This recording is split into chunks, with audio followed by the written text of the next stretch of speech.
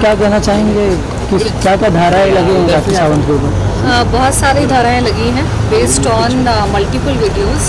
तो सारे एफआईआर की प्रक्रिया शुरू हो गई है और अलग अलग वीडियोस में अलग अलग जो उसने स्टेटमेंट्स किए हैं, फॉल्स एलिगेशंस लगाए हैं, outraging women's modesty, humiliating statements जो उसने किए हैं, तो सारी चीज़ों पे अलग अलग धाराएं हैं। वो सारा अभी प्रोसेस स्टेटमेंट स्टार्ट हो गया है। साथ ही मुंबई पुलिस क्या एक्शन लेने वाली है राखी सावंत के खिलाफ?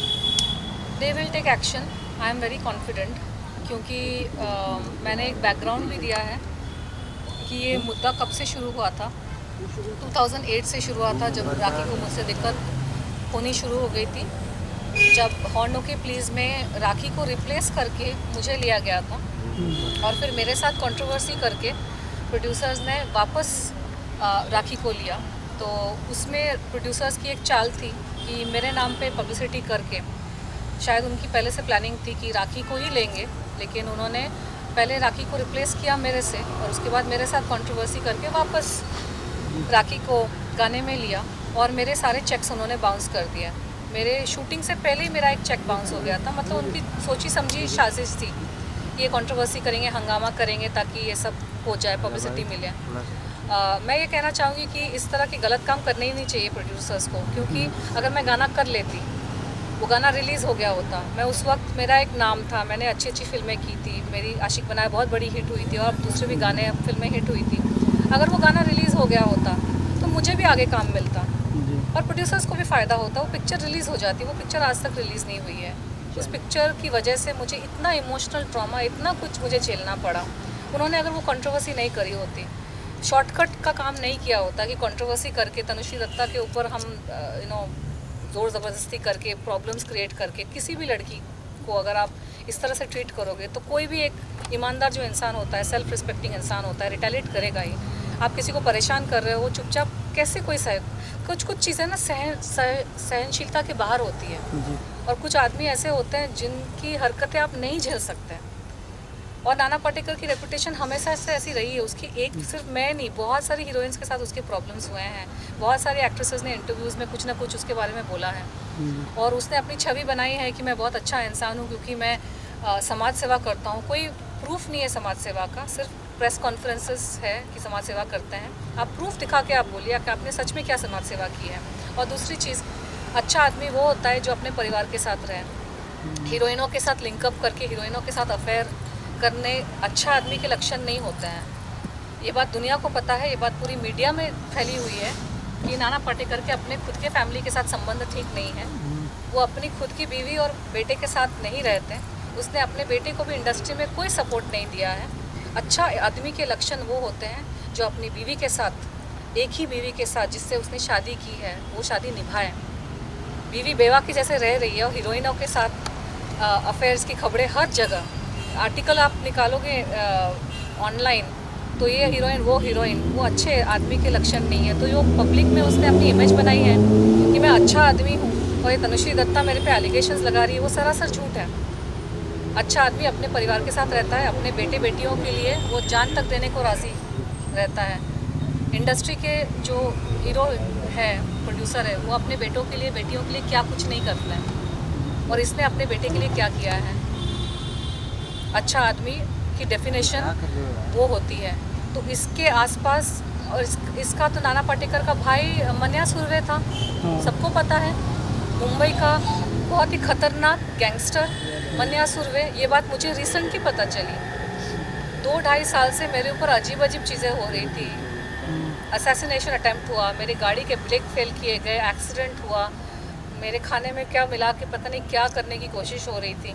मुझे समझ ही नहीं आ रहा था मेरे साथ हो क्या रहा है 2018 के बाद। खासकर जब मैंने वो प्रेस कॉन्फ्रेंस में सवाल पूछे नाम फाउंडेशन के ऊपर कि ये फाउंडेशन करती क्या है। इसके नाम पे तो डंका बजता है ना, नाना पाटेकर समाज सेवा करते। कौन सी समाज सेवा की है? गांव को अडॉप्ट किया, उस गांव में जाके देखिए अडॉप्शन में क्या हुआ है। मैं सवाल तो संविधान ने दिया है हर किसी को हक। जिस संस्था को टैक्स फ्री स्टेटस का ओहदा मिला है कि NGOs वगैरह पे टैक्स नहीं लगता, उन पे स्क्रूटिनी भी नहीं होती, NGOs पे इंक्वायरी नहीं होती कि आपके पैसे कहाँ से आ रहे हैं, कितना आप खर्च कर रहे हो। तो एक संविधान ने एक सिटीजन को तो हक दिया है सवाल पूछने का कि आप इतने पैसे आप ले रहे हो तो कहाँ खर्च हो रहे हैं, आप प्रूफ दिखाइए। किसी गाँव में ऑफिस खोल के रखा है नाम फाउंडेशन का, मुंबई में भी होता तो कोई जाके ऑफिस में पूछ सकता है कि आप अपना काम दिखाइए। मैंने सवाल पूछा, उसके बाद मेरे ऊपर ये सारी घटनाएं घटनी शुरू हो गई। तो अच्छा आदमी वो नहीं होता जो डंके की चोट पर सीना ठोक के बोले कि अरे मन्या सुर्वे तो मेरा भाई था। नाना पाटेकर की यूट्यूब में वीडियोस है जिसने उसने एक गैंगस्टर के साथ अपने खुद के रिलेशंस एक्सेप्ट किए हैं। तो ये अच्छे आदमी होने के लक्षण है। अच्छे आदमी होने के लक्षण क्या ये है कि आप अपनी बीवी को छोड़कर हीरोइनों के साथ आपके अफेयर और लिंकअप की खबरें आती हैं। अच्छा आदमी होने के क्या ये लक्षण है कि आप अपने बेटे को आप इंडस्ट्री में खड़ा नहीं कर पाए हैं, आपके पास इतना पैसा है, इतना पॉलिटिशियंस के साथ उठना बैठना है आपका, आप खुद ही बोल रहे हैं कि आपका इतना बड़ा नाम है, हालांकि पिक्चर पिट जाती है आपकी सारी। हॉर्नो के प्लीज़ पिक्चर डब्बे में बंद थी 2.5 साल तक, उसी की वजह से मुझे हायर किया गया था। रिसेंटली वैक्सीन वार आई, ऐसी बुरी तरह से रिसेंटली पिटी है। पहली बात तो उसका बजट 10 करोड़ भी था कि नहीं मुझे नहीं पता, लेकिन अगर 10 करोड़ भी था, 10 करोड़ की पिक्चर 10 करोड़ रिकवर नहीं कर पाई तो काहे के बड़े स्टार, काहे के बड़े आदमी। आप इतना हवा आप दिखा रहे हो ये दिखाने के लिए कि तनुश्री दत्ता बहुत छोटी है। मैं ठीक है, मैं छोटी हूँ लेकिन मैं ईमानदार हूँ। मैं अपने आप को बहुत बड़ा संत महात्मा दिखाने की कोशिश नहीं कर रही हूँ। मैंने अपने आप को, अपने परिवार को खड़ा किया है।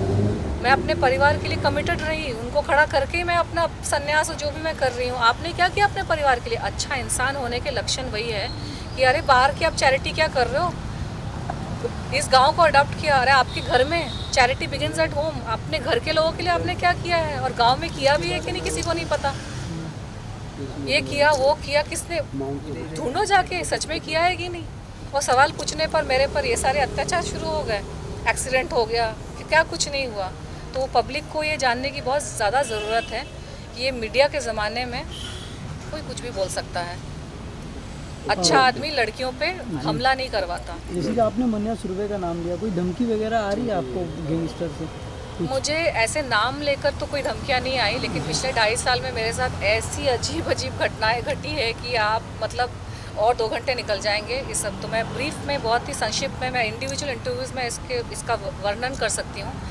लेकिन उज्जैन में 2 बार मेरे ऑटो जो वेटिंग में था उसके ब्रेक और क्लच फेल किए गए। एक बार मेरा एक्सीडेंट हो गया बहुत बुरी तरीके से, बहुत खून बहा। एक मेड को मेरे घर पे मैंने रखा था जो कुछ उसके अजीब से कॉन्टैक्ट्स थे, बहुत सारे झूठ वूठ बोल के आई थी। उसने मेरे खाने पानी में कुछ मिला रही थी जिसकी वजह से मेरी तबीयत बहुत मतलब मरने जैसी हालत हो गई थी। वो एक घटना घटी। फिर एक बार मुझे किसी जगह पे धोखे से ले जाने की कोशिश की गई और वहाँ ले जाके मेरे साथ पता नहीं क्या करते, लेकिन वो मैं समझ गई कि सेटअप है, सुपारी है, तो मैं वहाँ से हट के निकल गई। ये सारी चीज़ें, अलग अलग फ़ोन कॉल्स आना, धोखे से मुझे इम्पर्सनेशन करके मुझे फंसाने की कोशिश करना, मुझे पागल प्रूफ करने की कोशिश करना, कमेंट्स करके, वीडियोस बना के, आर्टिकल्स छपवा के कि ये, क्योंकि मैं अध्यात्म से जुड़ी हूँ तो मेरी जीवन शैली नॉर्मल इंसान से अलग है। जो अध्यात्म से जुड़ा है उसका मार्ग ही अलग है। मैं मीडिया में इसलिए हूँ क्योंकि मैं यहाँ पे कल्याण करना चाहती हूँ और मीडिया मेरा फील्ड है। तो अलग अलग चीज़ों से मुझे प्रूफ करने की कोशिश कर रहे थे कि ये, ताकि जब मेरा मर्डर हो तो ये सुसाइड प्रूफ कर सके। खाने में चीज़ें मिला दी ताकि जब मर्डर हो तो ये प्रूफ कर सके कि अरे ये तो बीमारी से मर गई या हार्ट अटैक से मर गई। एक हेल्दी इंसान को अगर आप गलत दवाइयाँ मिला के खिला दोगे ना तो इंसान ऐसे ही मर जाएगा। तो ये सारी चीज़ें मेरे साथ हुई, लेकिन भगवान है ना, वो इन शैतानों से कहीं बड़ा है। और जिसने भगवान ने डिसाइड करके रखा है कि ये तो ज़िंदा रहेगी तो कोई मेरा कुछ बिगाड़ नहीं सकता।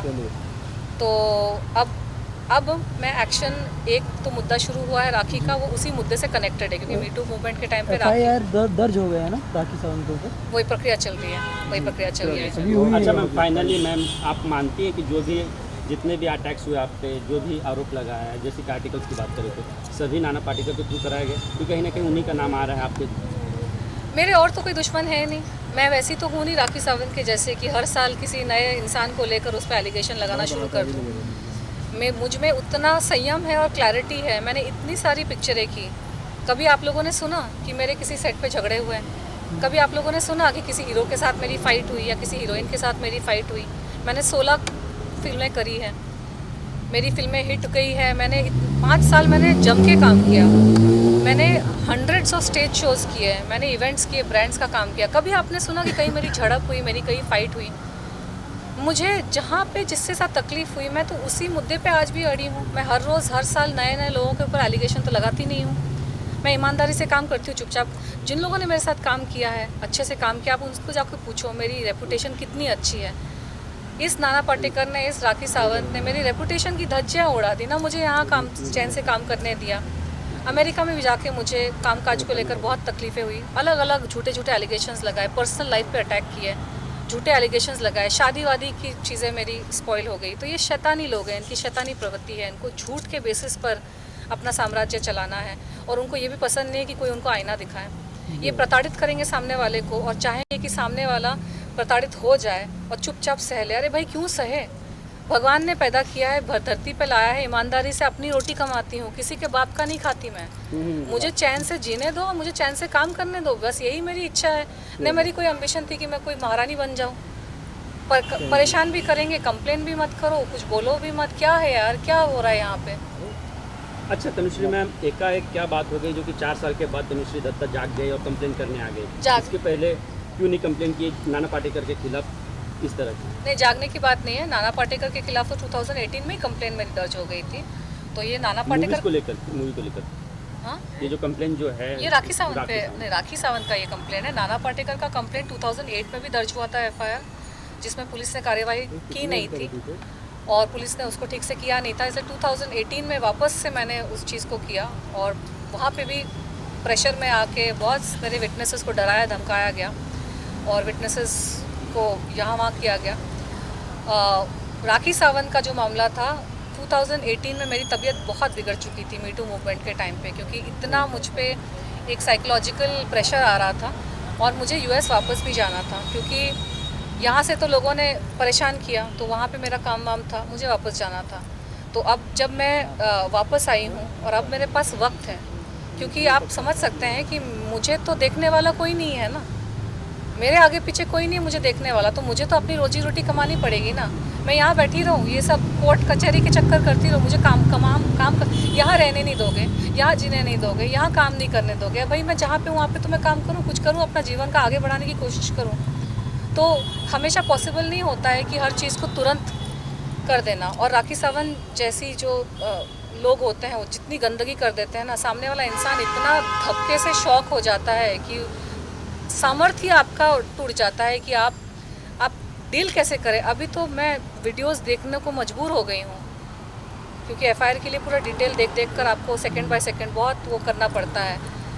मैं 2 दिन पहले भी मैं रो रही थी कि कोई इंसान आके इस तरह के एलिगेशन लगा के सारी ज़िंदगी यार ईमानदारी से काम किया, इससे अच्छा तो बेईमानी हो जाता है।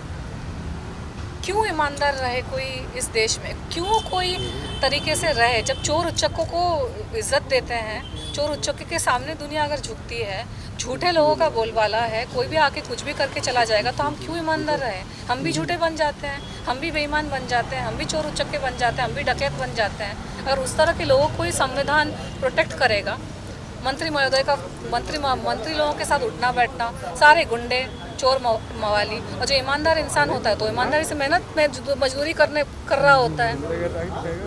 क्या करे इंसान बताओ?